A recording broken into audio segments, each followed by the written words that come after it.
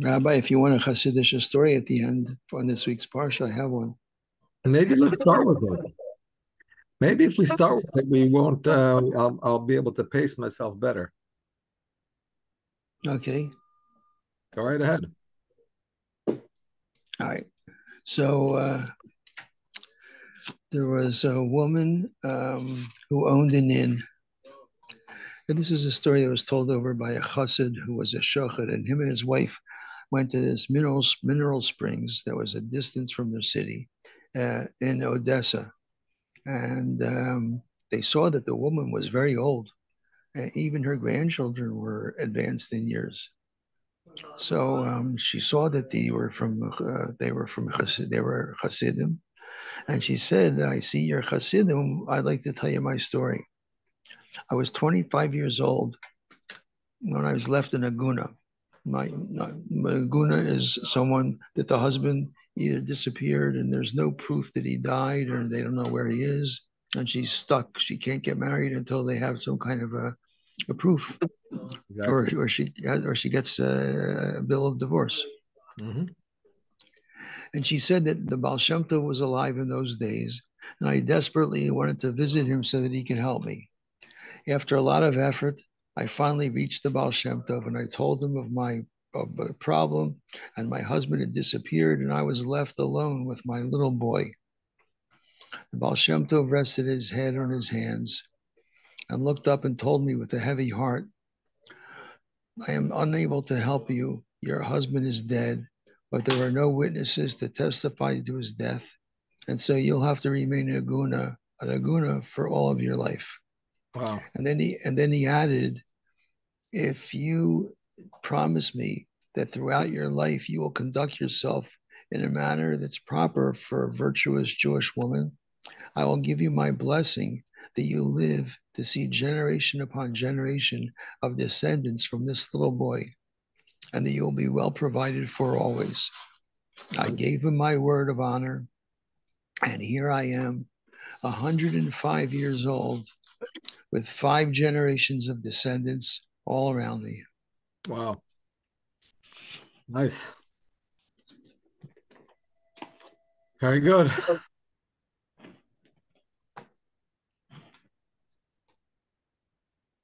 I see Naomi likes it. Maybe we should just trade stories instead of doing shiurim. I got hundreds of stories. Yeah. Okay. I like stories.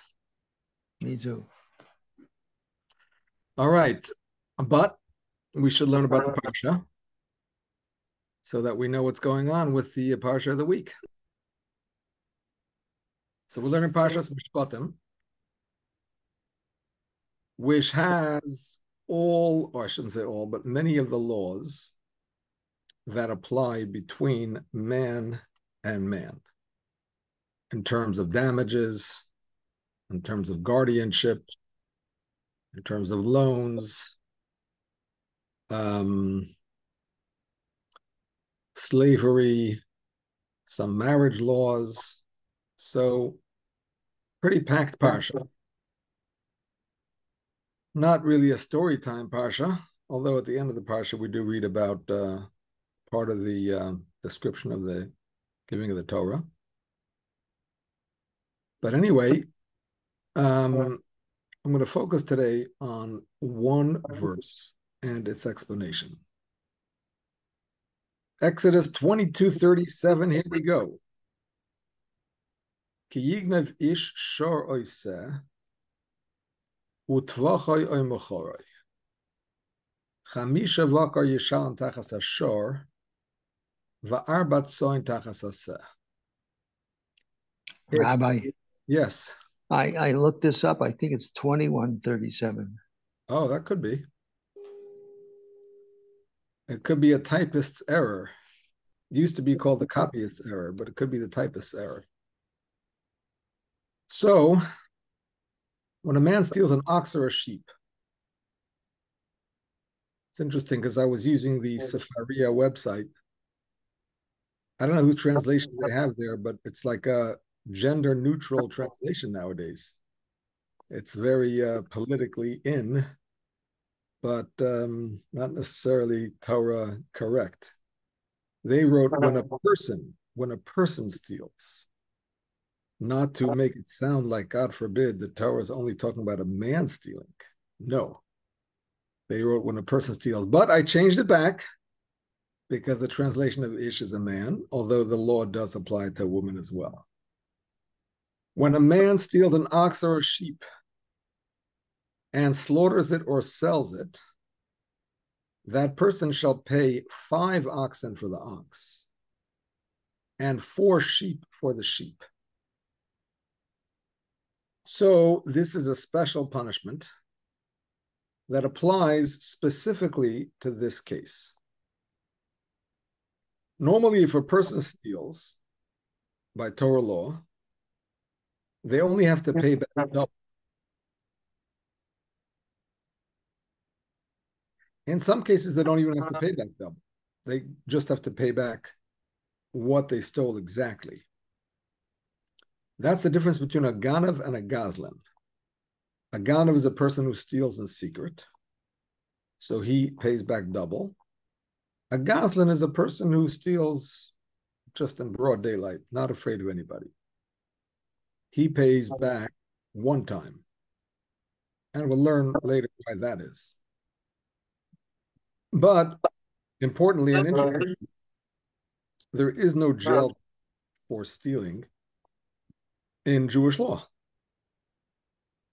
There's no jail time, for that matter, for damaging anybody.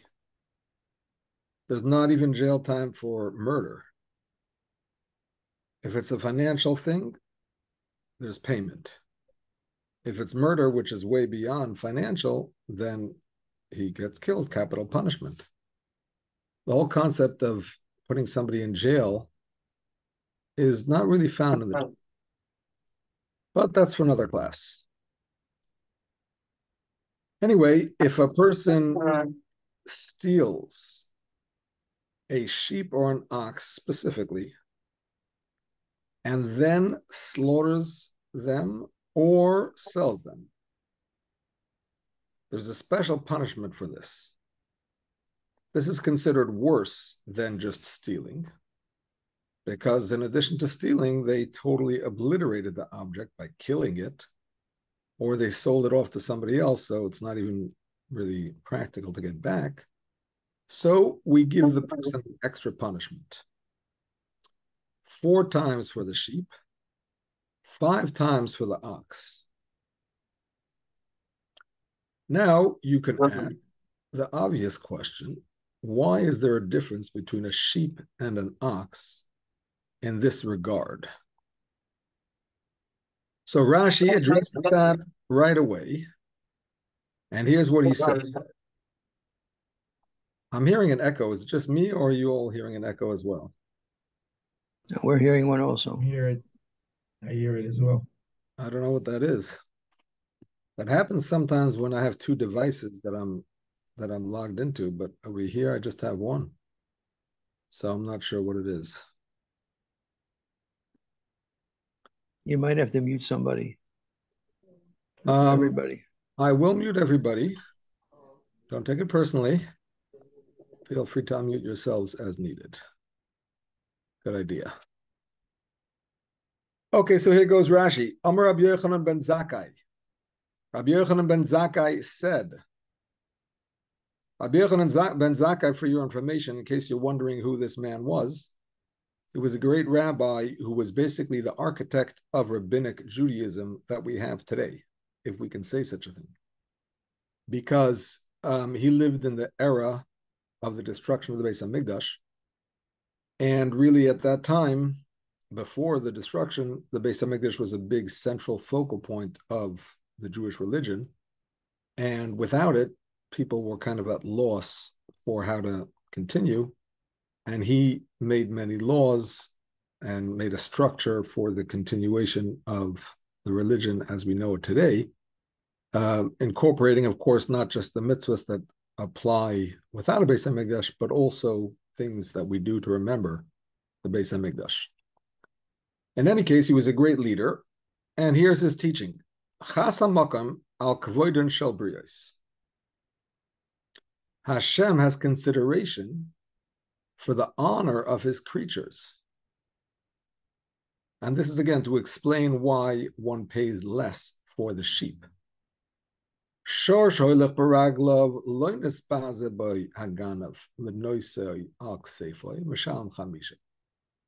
An ox walks on its own feet, so the ganav didn't have to carry it. He just led it behind him. That's why he pays 5.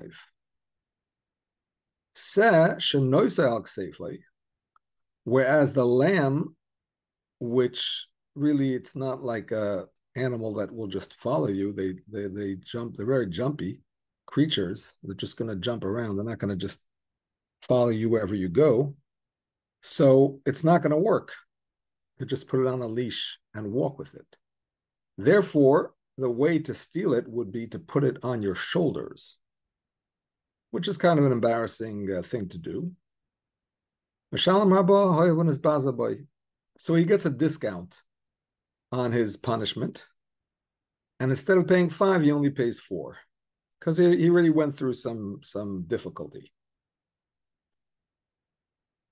Omar Rabbi Meir says, Boyurei, come and see, Kama Godol Koicha Shel Melacha. How great is the power of work? Shor Shebitloi Mimlachtoi, an ox which he, how does he translate it here?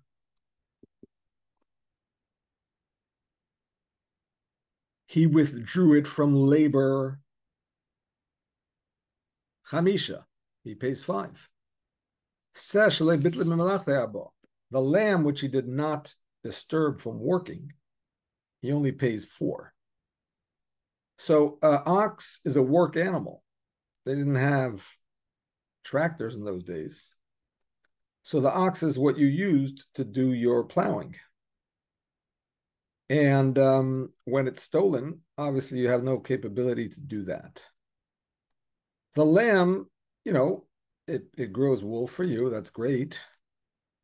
And maybe you can milk it and get some milk from it, maybe cheese. Maybe when it's fat enough, you can shecht it and get some lamb chops. But it doesn't really do work per se. So therefore, we give a extra 1 time the value for the case of the ox. Okay, so this is the Rashi. And the Rebbe has a few questions on this Rashi. First of all, we know that whenever there are 2 opinions that Rashi brings, obviously there's something wrong with each opinion. There's an issue for which we have to bring the second opinion. And the first opinion is a superior one. That's why it's brought first. But there's some kind of problem with it. And that's why we bring the second one. Another point that the Rebbe discusses here is that Rabbi Yochanan ben Zakkai and Rabbi Meir's names are not really important to know. In general, when Rashi quotes earlier sources, he does not find it necessary to tell you where he got it from, whether he got it from the Medrash, from the Talmud, from another commentary, and even if it's from the Talmud, where within the Talmud or within the Medrash, who said it in the Medrash. Rashi does not feel that responsibility because he's commenting on the Torah, and you're supposed to understand that he has his sources. So when he does quote the sources that he brings, it's because quoting them sheds light on their opinions and helps us understand their opinions. So something else that Rabbi Yochanan ben Zakkai said, or something else that Rabbi Meir said, is going to help us understand what they're saying here. And by the way, in case you're wondering who Rabbi Meir was, somebody can tell us. Mordechai, go ahead. Who was Rebbe Meir?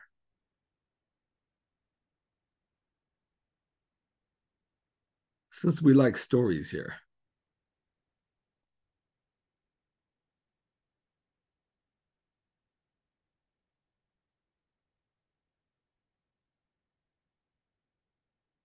Yeah, was he a Ger?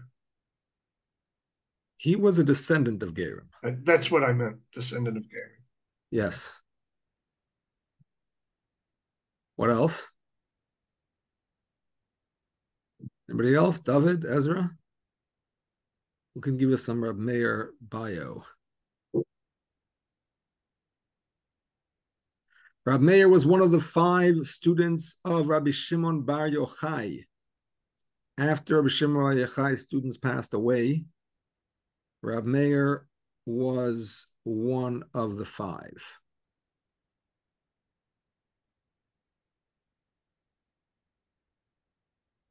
Excuse me. After Rabbi Akiva's students passed away, I'm getting confused. After Rabbi Akiva's students passed away, the 24,000, he had 5 students after that. Rabbi Meir was one of them. Rabbi Meir was a very deep thinker, although the halacha is not usually like him. But nevertheless, the Mishnah as we know it is based on his notes. Stam Mishnah Rabbi Meir. If there's a Mishnah whose author is not quoted, you can assume it was said by Rabbi Meir. He also had very great miraculous powers. The Gemara tells stories about different miracles that he did. So he was certainly a great tzaddik and righteous man. Okay, back to the Rashi. And one more question on the Rashi.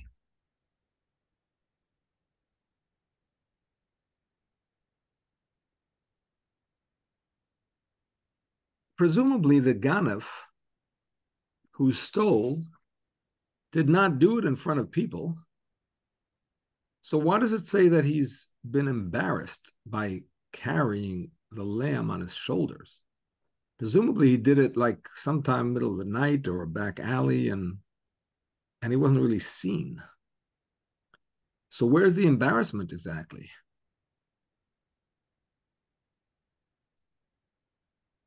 Okay, so in order to explain this, we're going to learn a piece in the Talmud, which is actually the same page in the Talmud where this discussion that we just read comes from.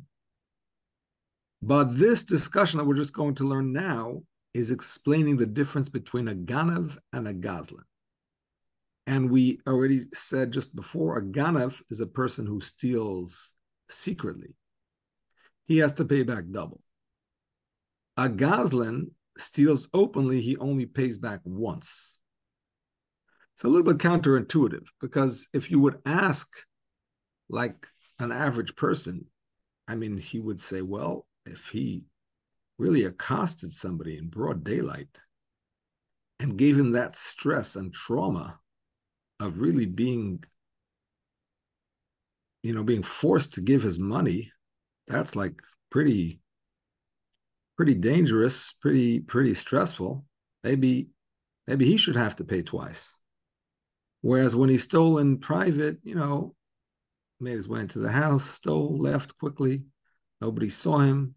So there was really no stress at the time, and it's only the financial loss. Maybe he should only pay one time. But in fact, the Torah says just the opposite. So the concept behind that is also explained by both Rabbi Yochanan and Rabbi Meir. Actually, before I go on to that, I have to ask one more question on the Rashi.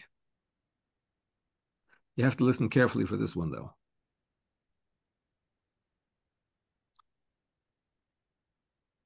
Here's a rule when it comes to Talmudic arguments. When the second opinion argues with the previous opinion, it says Rabbi blank oimer. I'm not talking about Rabbi blank on South Beach. I'm talking about Rabbi so-and-so. Rabbi so-and-so oimer says.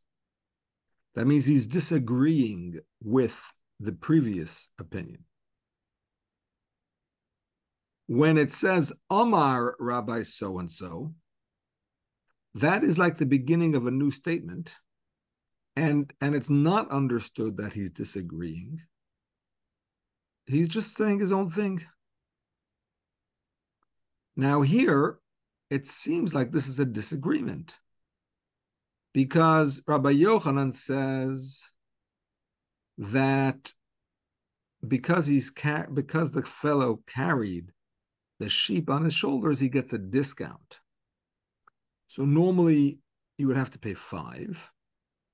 The guy who carried the sheep on his shoulder gets a discount and he only pays 4. Nebuch, he embarrassed himself. But the baseline punishment, according to Rabbi Yochanan ben Zakkai, is 5. Rabbi Meir comes along and says that because the fellow who stole the ox stopped the ox from working, we're going to increase his punishment to 5, which makes it seem like the baseline punishment is 4, and there's an increase due to the lost labor. So it does seem like an argument. But nevertheless, Rashi says, Amar Yochanan ben Zakkai, ba, ba, ba. And then he says, Amar Rab Meir, ba, ba, ba, which makes it sound like Rab Meir is not arguing on Rabbi Yochanan ben Zakkai. He's rather saying something more without arguing on it. Why is that not understood to be an argument?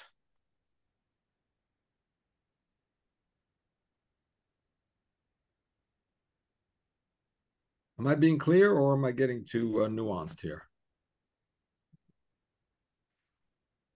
I need some back and forth here, some interaction. Rabbi, you're making me very confused, because you say that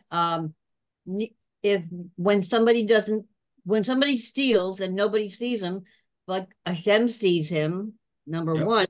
Number two, it's stealing. Either way, it's stealing.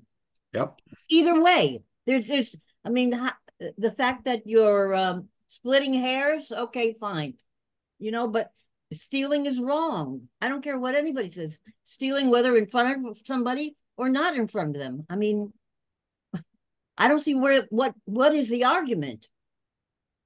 What is the argument? Well, I'm not saying stealing is right. I'm not suggesting that at all. No, this is an extra punishment on top of, look at it, I would say this, if I may. If you're caught stealing on this planet, you should have to give it back.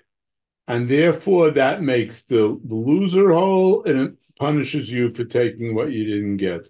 Whatever, quote, punishment you get, that's from upstairs. But because of these reasons, the rabbis added punitive damages. It's not just the property. What? The Torah added punitive damages. Right, the Torah added punitive damages. It's not just returning the property, which would restore everybody to be whole. There's an extra patch being given to the ganef. The only question is how much. I'm done. So it's a matter of an amount. In other words, there's a specific amount to pay back. Is it? That's what this is? No, the payback is equal to the value of what was taken. The question is, how much extra do we hit the ganef with? So he should learn not to steal. That's correct. This is what is called a knas. Knas means an extra punishment. It's not something that he logically should have to pay or owes. as a financial compensation, but it's rather a punishment because he was a bad boy. So above and beyond what he actually owes, he has to pay more. That is correct. That's why, because when you write restitution, fivefold restitution is not restitution really is giving back, not an extra knas. I hear you. Let me see if it's in the Hebrew. It's not in the Hebrew. This is the translation from Sefaria, which I think is Steinsaltz. So we can blame it on him. The Hebrew just says, Shalom Chamisha. I don't care about the past. I'm just saying going forward. Yes. Okay, here we go with Bava Kama 79b. And this is to understand the reason why we give the Ganef an extra knas, an extra punishment, which we don't give to the Gazlan who steals outright. The students asked Rabbi Yochanan ben Zakkai, same Rabbi Yochanan ben Zakkai notice, for what reason was the Torah stricter with a thief than with a robber? Again, a thief we're understanding as a person who does it in secret, and a robber is a person who does it in the open. Rabbi Yochanan ben Zakkai said to them, this one, the robber, equated the honor of the servant to the honor of his master. That means he did not treat Hashem differently than people. He did something bad against Hashem, ignoring the rules of the Torah, and obviously something bad against the person he stole from by stealing from him. But he didn't treat Hashem any worse than he treated people. And that one, the thief, did not equate the honor of the servant to the honor of his master. That means he treated Hashem even with less respect than he treated another human being. As it were, the thief establishes the eye below, Hashem's eye, as though it does not see.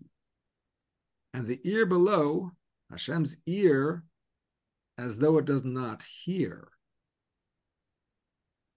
So basically, by doing it in secret, he's showing that he cares more about people than about Hashem.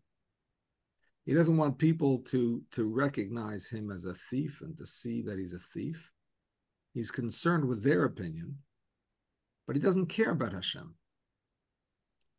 As it is stated, he brings 3 verses to illustrate the attitude of the Ganef.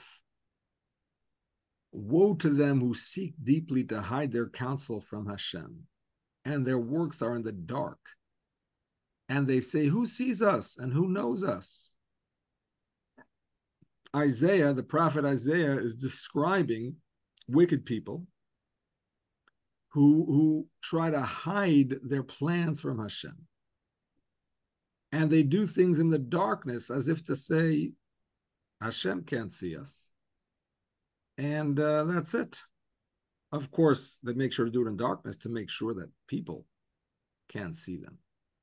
But they pretend, or at least they convince themselves that Hashem isn't seeing. And it is written, and they say, the Lord will not see, neither will the God of Jacob give heed. Another attitude problem. Like Hashem doesn't see. Dark, not dark. Doesn't know what's going on. It doesn't care. And it is written, for they say, the Lord has forsaken the land, and the Lord does not see. This is from the prophet Ezekiel. This is really the underlying problem that the Ganef has. The Ganef has the attitude that Ozav Hashem es ha'aretz, Hashem has left the world. This is an attitude, unfortunately, a lot of people have. It's what's called agnosticism, where they kind of recognize in a very cerebral way that Hashem created the world. They're not going to be so foolish as to think that it was just a big bang and some molecules were hanging out and hanging out and hanging out for a few billion and trillion years, and then popped into a cell. Then a cell just became a multi-cell creature, and and all of a sudden here we are after 20 trillion accidents or whatever they say. He's not so foolish. No. He knows Hashem created the world. But he says Hashem created the world and then he forgot about it, doesn't care about it, doesn't pay attention. He put it up on a shelf in his laboratory and he went on to his next experiment. That's the attitude of the wicked, because by saying that, they excuse their behavior and they can pretend as if there's no consequence to their behavior because Hashem doesn't care. Hashem doesn't maybe even know what's going on. This is the attitude of the Ganef, where he is trying to pretend as if he's a good guy. By day, maybe he goes to shul. Maybe he says, Yehei Shmei Rabba Mavorach at Kaddish, and he's like really a holy guy. And by night, he's stealing. So he's pretending for people he cares.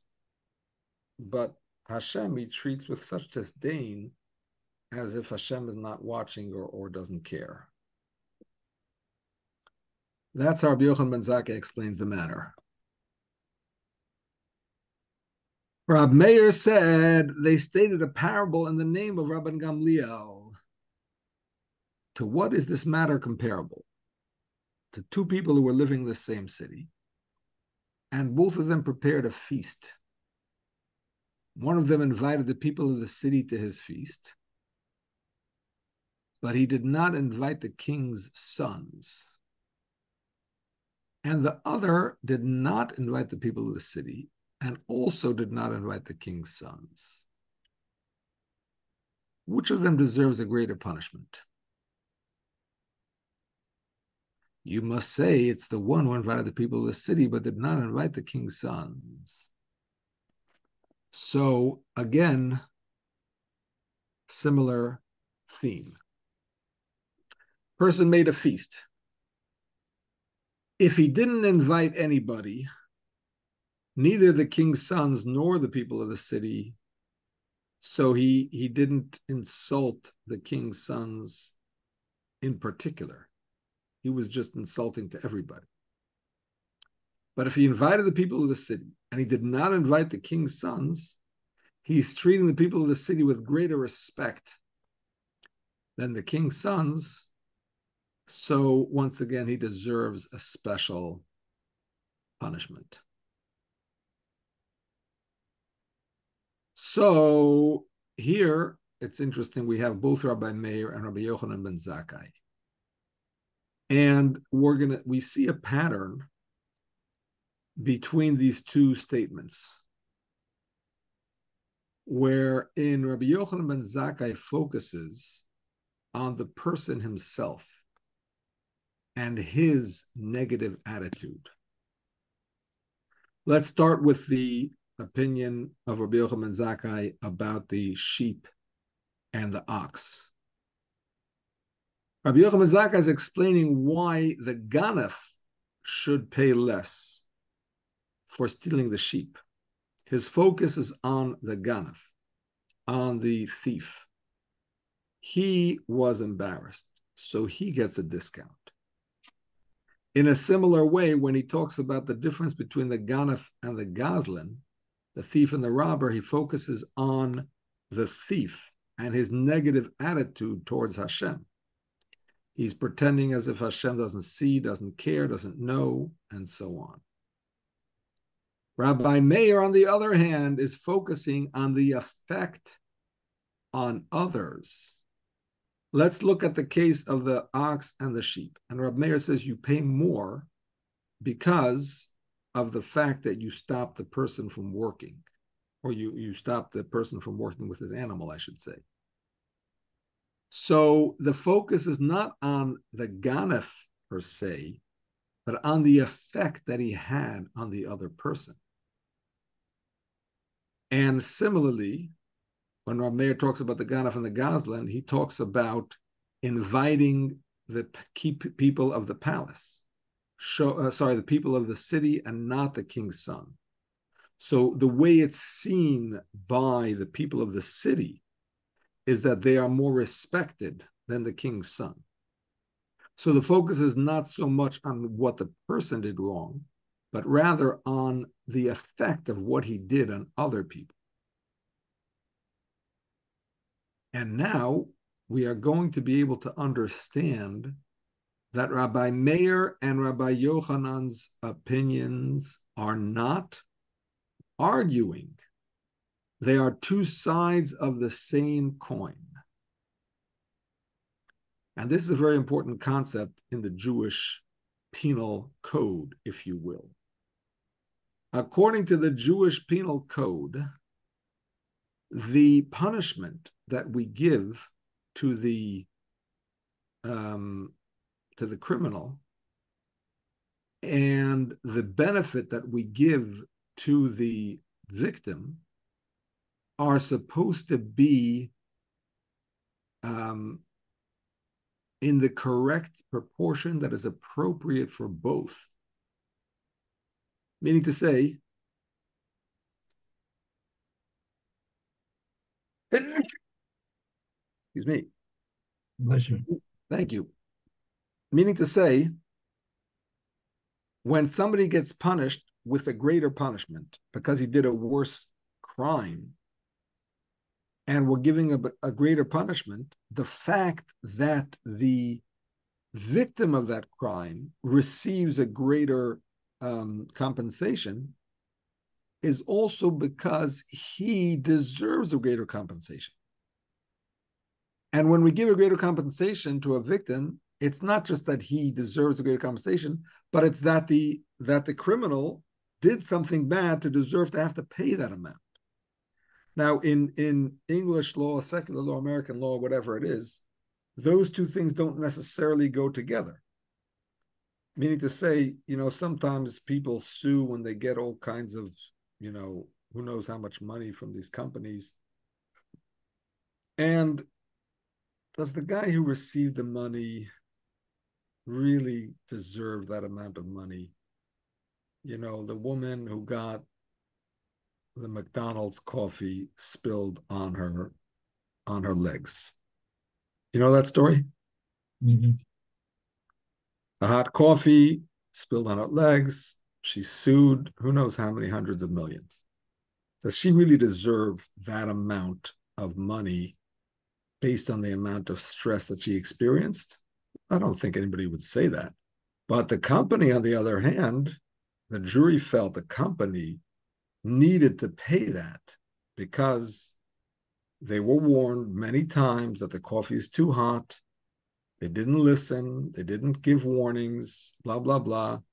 So they had to pay, and they're a big company. They can afford to pay. We're going to make them pay. It so happens that this woman is going to be the recipient because she's the lucky one who put the suit forward and nobody else did. But it's not really that she deserves that amount. It's more about the company having to pay it. We really want to punish them. So we're going to give them an excessive fine, even though this woman really doesn't necessarily deserve it. Because when it comes to human law, we can't always balance it, that it should be the same that the victim gets, the victim deserves, and the criminal deserves to pay. But in Hashem's criminal code, in his wisdom, that's the way he set it up. That the person who gets paid more, it's because he deserves it. He received more of a difficult treatment, trouble. And the person who pays more, it's because they did something worse. So now looking back at Rabbi Meir and Rabbi Yochanan ben Zakkai with the 4 or 5 for the ox or the lamb. Rabbi Yochanan ben Zakkai is explaining why the ganef, why there's a difference from the ganef's perspective. And Rabbi Meir is explaining why there's a difference from the victim's perspective. And that's why Rashi does not say Rabbi Meir Oimer, that Rabbi Meir is arguing on Rabbi Yochanan ben Zakkai, because he's actually not arguing. He's just explaining the same point from the perspective of the victim. He's explaining why the same is true from the perspective of the victim.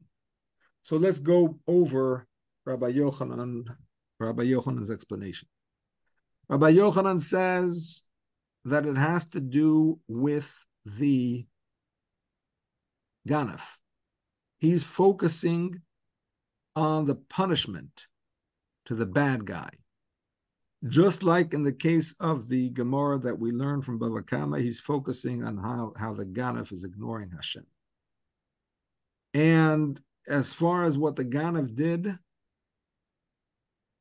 he deserves the punishment of 5, but we're going to give him a discount because he picked up the little lamb and he put it on his shoulders. And now listen to this vort, this concept that the Rebbe explains. Rabbi Yochanan is so concerned about the feelings of the ganef that he gives him a discount even though nobody saw him steal. If somebody would have seen him steal, he would have ran away. He would have given it back. He's a ganef, he's afraid of people. So when is he embarrassed? He's embarrassed when he's in court and it's proven that he stole, and everybody realizes that he walked down the street carrying the lamb on his shoulders. That's when he's embarrassed. They didn't actually see him. They just know that he did that.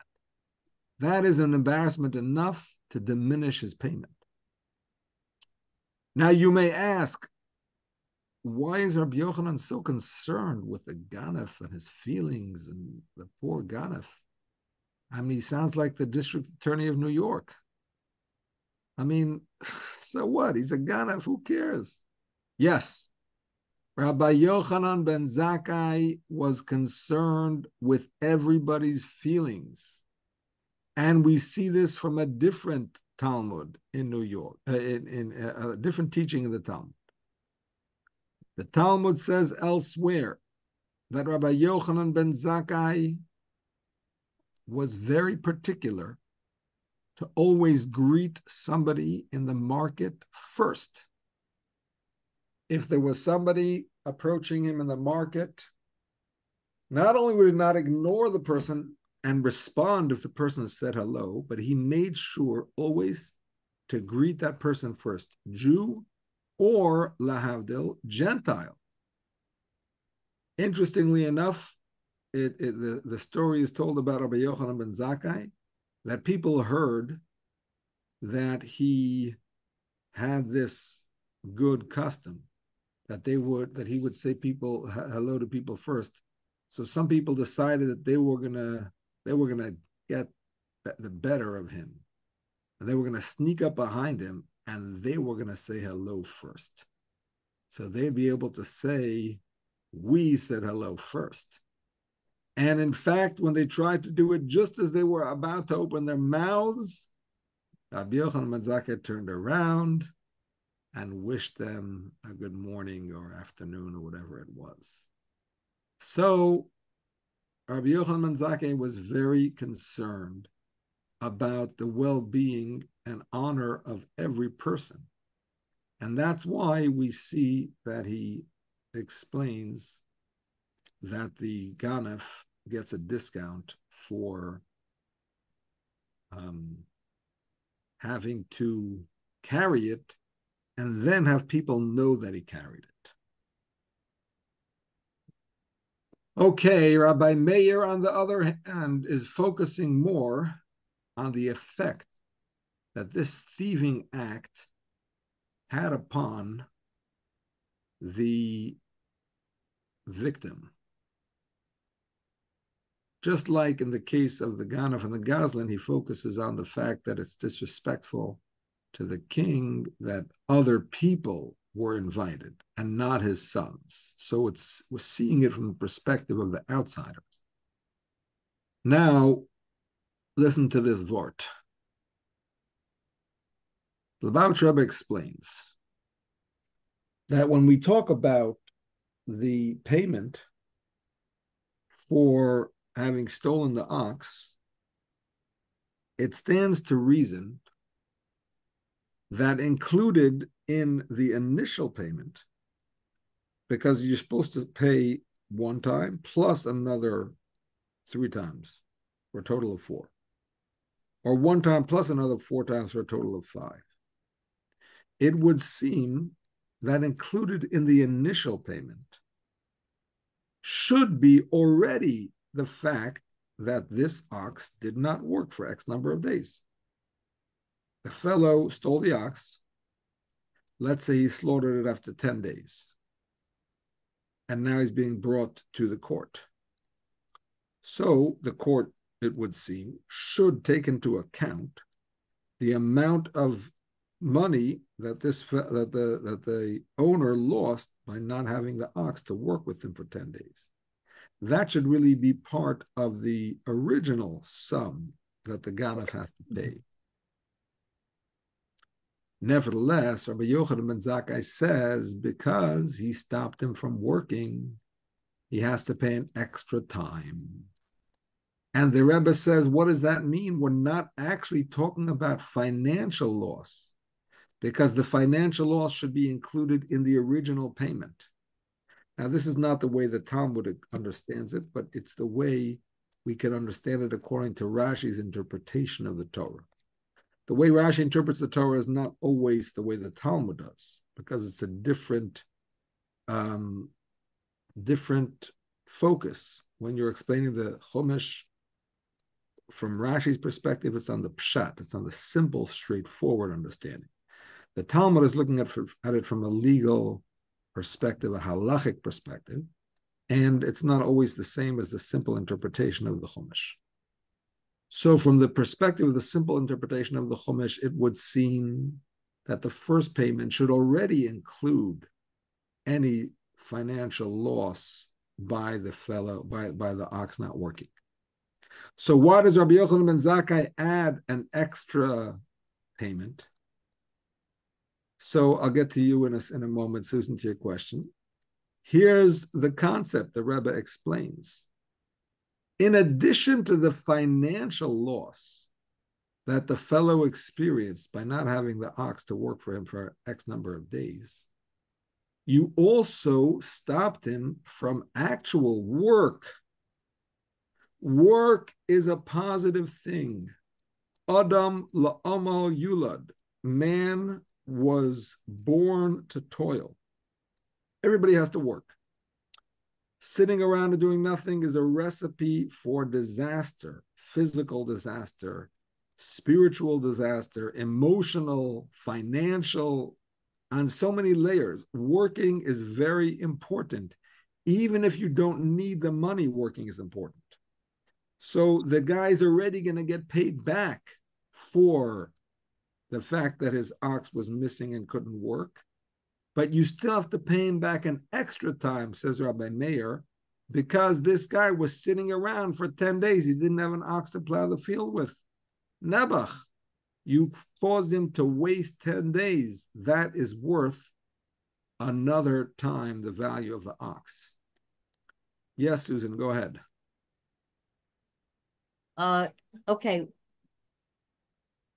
What I still am unclear about what the teaching is, and also is this from the Babylonian or from Babylonian? Yes, we're in the Babylonian this time.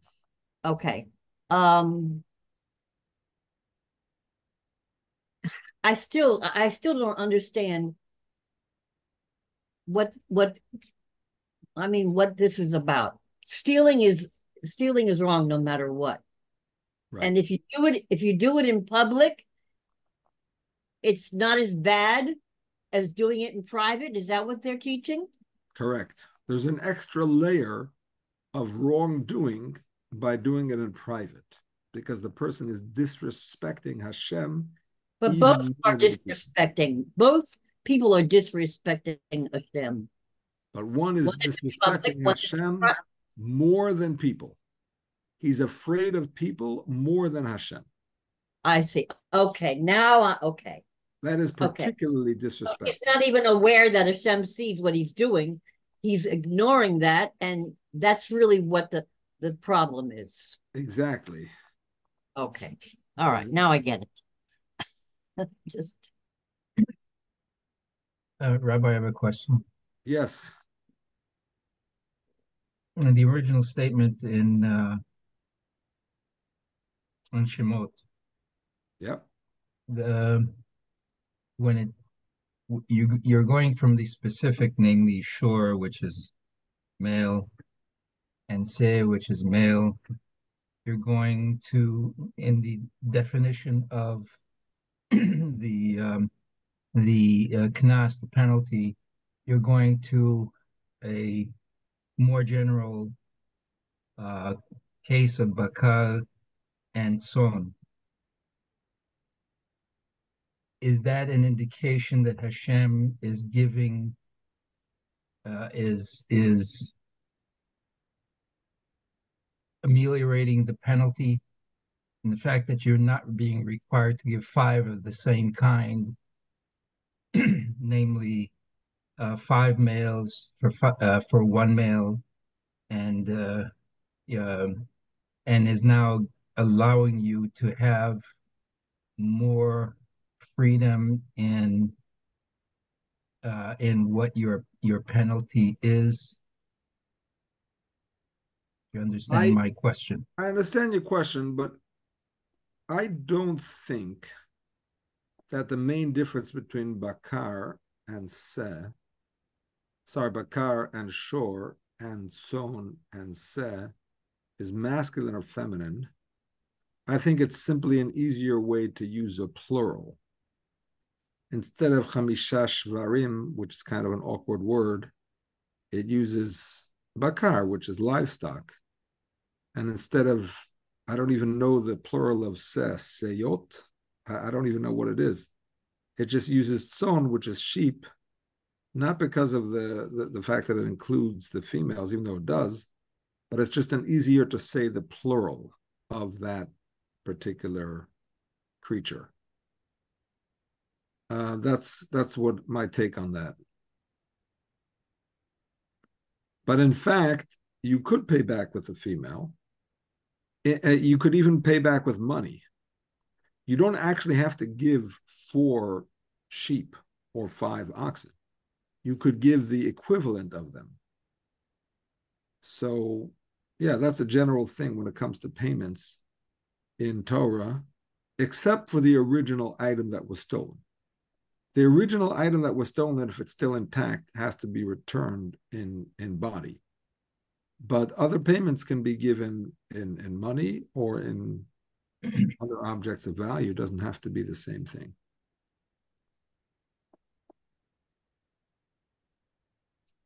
But is it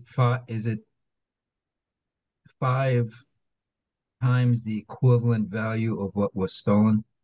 Or Yes. 4 times? It is, yes. So who determines what the equivalent value is? Well, the Beis Din would have experts, people who were considered knowledgeable in that field. I think it was 3 experts who the Beis Din would call upon to make these evaluations.